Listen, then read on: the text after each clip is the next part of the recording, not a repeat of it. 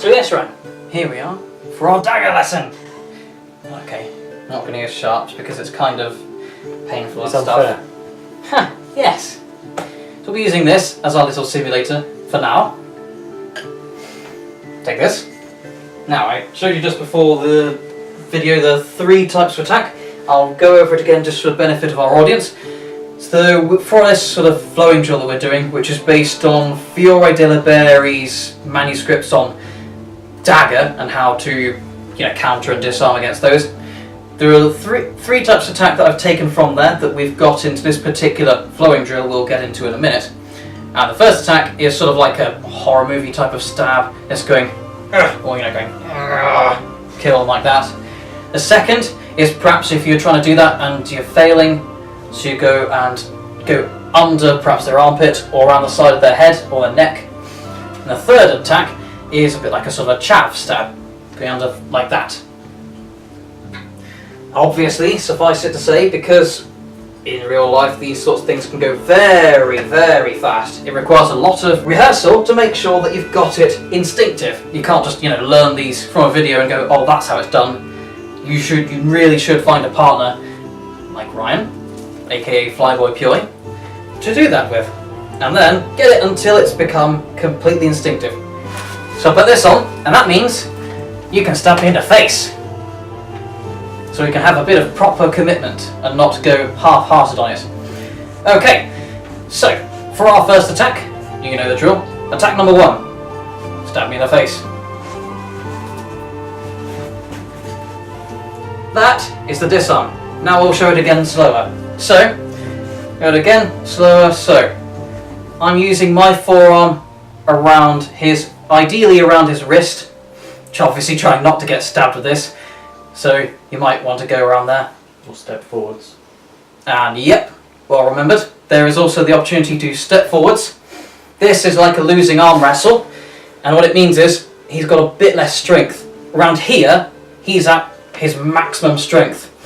And it might be a bit harder to parry, especially if he's stronger. So going about here, before he's had time to accelerate, might help if you're against a stronger opponent. From here, let's take this off. From here, I simply grab his wrist and then I try to twist around. If his arm's a bit too bent and it's not going to do that properly, what I can do is I can always walk backwards and I can just take him along. But the main point that I'm trying to do is twist in like this and then take the dagger out. And that should easily go against the grip on his thumb rather than against his hand, so then it should come out of his grip easily, even if he is giving a death grip and even if he is strong. So, do it again. Full speed? Yep. Step 1. I've taken that. Notice I've done that losing arm wrestle thing. His arm's a bit bent, so I'm going to walk backwards. Step 2. Twist in. Step 3. Oh look, dagger's mine. What that leads to, what we'll do in our flowing drill, is our second attack, which is basically, like I said, it's going like that. Full speed. Stab me in the face, full speed. Now notice I have parried here, both arms. I then grab his wrist. I will then turn around, so my back is to his back, and take the dagger from him. So it should end up like that. Turn around to the camera. And then I just simply do this. Something clicked. Sorry about that, I haven't broken anything, have I? No, I think that did good. Alright, let's do this again full speed. Yep, even if you want to turn around and counter me, we can end up in a little ballerina dance where he's trying to go around that way and I'll just follow him. And we'll end up doing this until I've got the dagger. Okay, fine. And then, again, I'm going not against his hands and his fingers, because that will be a tough grip. I'm going against his thumb, the weakest point, and then it just comes out easily. Number 3. And then number 3 is, like I said, a bit like a chav stab going. Jrr. So, A shiv. take this. Yes, like a shiv. Go. Full speed ahead. Yep, Easy. easy. That one's got less steps. So if we do that one again slowly. So, he does the thrust. I catch his hand like this. So if you stop there a moment. Basically, I'm getting my hands into a V shape like this. catch on his hand. I can ideally lean forward into it so my body weight goes onto there. Again, it helps if he's stronger, so that I can use the force of my body rather than just rely on my arm strength. Both of my arms against his one arm, and then when I'm confident that's done, and his attack is stopped, it doesn't matter which hand you do it which way round, but one hand stays on his arm, and the other hand goes on his dagger, or knife. And what happens is, whichever hand is on his arm pulls up, whichever hand is on his dagger pushes down, and then this happens. So, do that again, full speed, and then go on, give it a death grip. You want that dagger for your life. I thought you were trying. Again, it's that weakness of the thumb. If I went like that, he could keep it forever. Like this, gone. Now the way we can flow that, one thing that helps to train faster and try to get it more instinctive and reflexive, make it become a reflex, is that we basically flow it back and forth. We can do this. In fact, I can just go slower on you and you can go fast on me. I won't be so good at this, obviously. That's fine. Right, Start. the first one was... Yep. I wasn't. Okay, so we got that. And then I go parry it. Remember? Yep. Grab my wrist around, tuck it into your belly, deep, and yep, back to back. The other way, yep, against my wrist. And then, yep, the chow stab. Lovely. Now we're back to number one. Nope. Nope. Damn. Which arm? What one? Opposite arm, so my right arm, your left arm, Okay. or vice versa.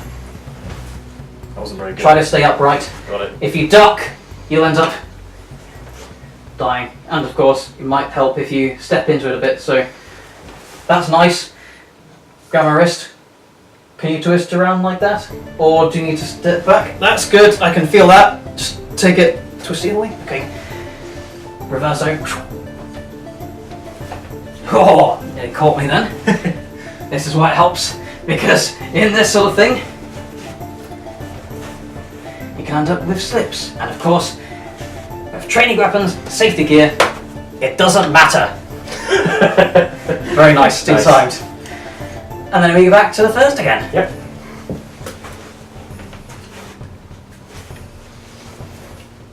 Yep, you can do it one arm, can't you? You can start with one arm, but helps to play it safe and use both arms.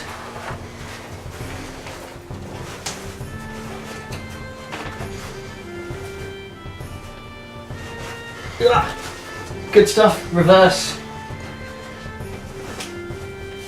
Oh, okay then. Go on, you can resist as much as you like, but this needs to work. Nope, I'm going to break my hand. Sorry, wasn't ready. Okay. I've got me.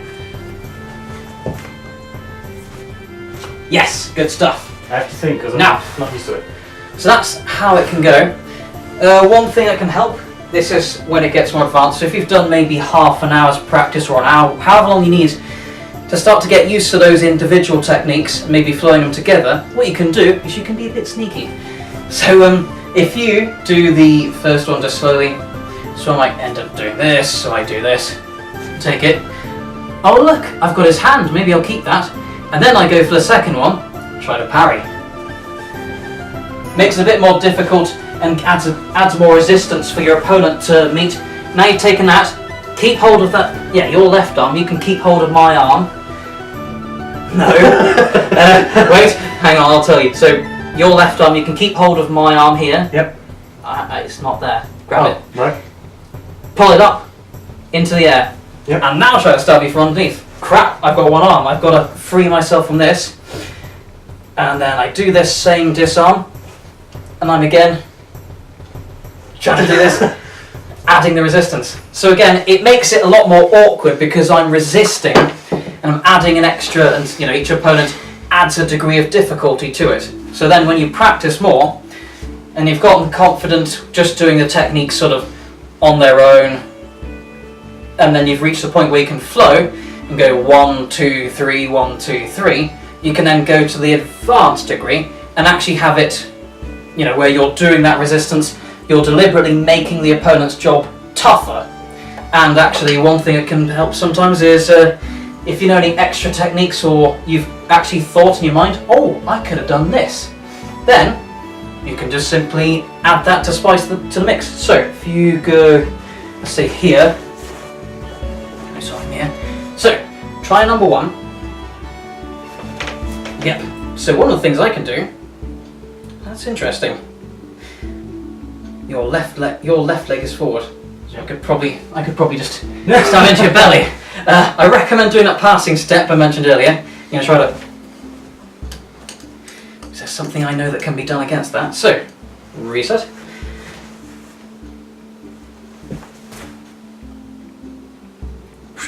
Passing step. Passing step. Yep. Right foot forward, left leg back. Then you should be able to put more pressure and power into this. That's better. But it means that when an opponent does do that, even though they've got more power in the thrust, there is something you can do, which is... I won't do a full slamming throw. If you're using a partner who've got a hard floor, one of the things I recommend doing, do that again, lovely, is basically what I'm doing is my knee is going just behind his knee, so I'm adding this. I go around here, and what I would do is I can either push his chin up or I push across somewhere like his body and topple him over. Because of course there's a hard floor and furniture around, I'm just using this hand to cradle his neck, so helps to play it safe. You can still commit to doing the techniques, but of course you're not going to drop them onto their back and hit their neck or something and cause an injured partner. There's that sort of thing that can be done. There are other things that can be done as well, like if you do number 3. So again, these are just suggestions. One of the other things you can do is, alright then, play tough. So this is another example. Let's reset again. I can either use this arm. Let's make sure we've got this. I can either use this arm and go like that, or I can use this arm and go like that. But either way, I'm making sure that he goes behind his back, and then use this arm to go and slip through, as you should see here, and then I can just go like that, push them forward, and then I can start to drive them into the floor or stab them with their own blade.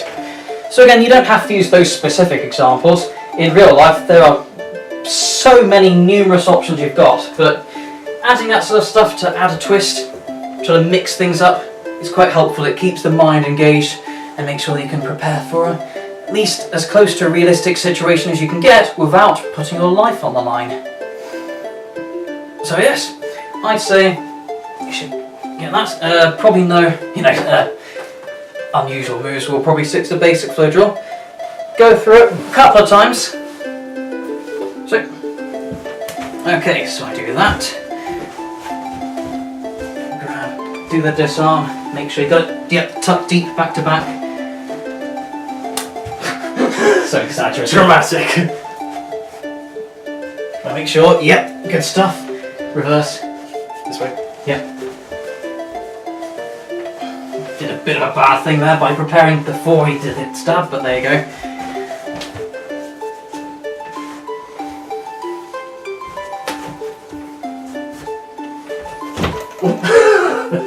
Hit the furniture. Yes, admittedly this goes. That, I would recommend not doing that. You had your arms completely straight. Yep. If I went full force, I would have slipped under you and stabbed you in the belly. Let's try again. Put them at right angles. Like this. Yep. No, you've done it again. You've gone. Alright. Yeah, it still seems to be a bit. Okay, so what do you mean? Something a bit more like that, yeah. Whatever. That's better. And then tuck into your belly, back to back. Good stuff. Lovely. Nice. So that should give people a few ideas. Hopefully you enjoyed it. And enjoy yourselves. See you in the next video. And maybe see this guy's channel. Or mine. Hey, my channel will be coming back soon. Eventually. Give me some time. Oh, I've got alright. proper equipment now. It's going to be better videos. I won't be fighting. Not like this. Haha! Well, enjoy.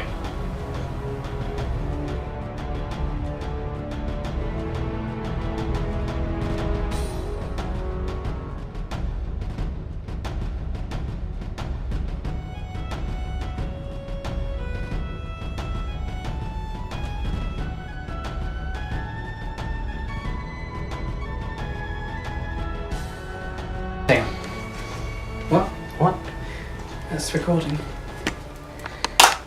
Hi. Health potion. No, grape juice. It's life's health potion. Is this going to be an outtake? Yes, absolutely. Oh dear. Now, if your attacker comes at you with some juice, what do you do? If your attacker comes at you with some juice, well, what you do is, you could either disarm the glass, I guess, like you do with a dagger, or you could open your mouth so that when they throw the juice at you, you drink it.